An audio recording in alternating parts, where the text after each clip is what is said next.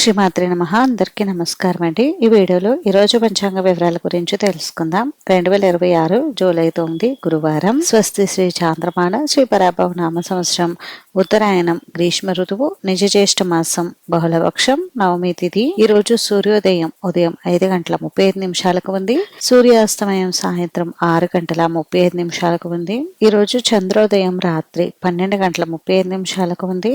చంద్రాస్తమయం ఉదయం 2:02 ఉంది. ఈ రోజు నవమి తిథి అశ్విని నక్షత్రం అయితే ఉందండి.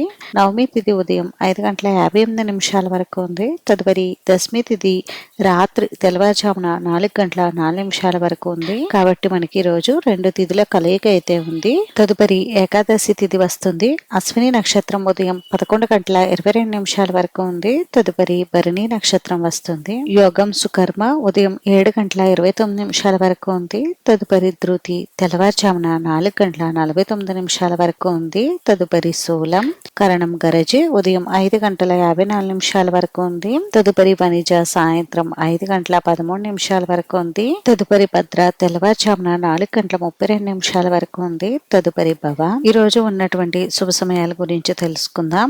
బ్రహ్మ ముహూర్తం తెల్లవారుజామున 4:15 నుండి 5:03 వరకు ఉంది. అభిజిత్ ముహూర్తం మధ్యాహ్నం 12:05 నుండి 12:58 వరకు ఉంది. అమృత కాలం తెల్లవారుజామున 4:26 నుండి 5:58 వరకు ఉంది. శుభ సమయం ఉదయం 11 గంటల నుండి 12 గంటల వరకు ఉంది. ఇంక ఈ రోజు ఉన్నటువంటి అశుభ సమయాల గురించి తెలుసుకుందాం. వర్జం ఉదయం 7:32 నుండి 9:04 వరకు ఉంది. తిరిగి తదుపరి వర్జం రాత్రి 8:26 నుండి 9:58 వరకు ఉంది. దుర్ముహూర్తం ఉదయం 9:54 నుండి 10:47 వరకు ఉంది. తిరిగి తదుపరి దుర్ముహూర్తం మధ్యాహ్నం 3:08 నుండి 4 గంటల వరకు ఉంది. రాహుకాలం మధ్యాహ్నం 1:30 నుండి 3 గంటల వరకు. యమగండం ఉదయం 6 గంటల నుండి 7:30 వరకు. గుళిక కాలం ఉదయం 9:11 నుండి 10:52 వరకు ఉందండి.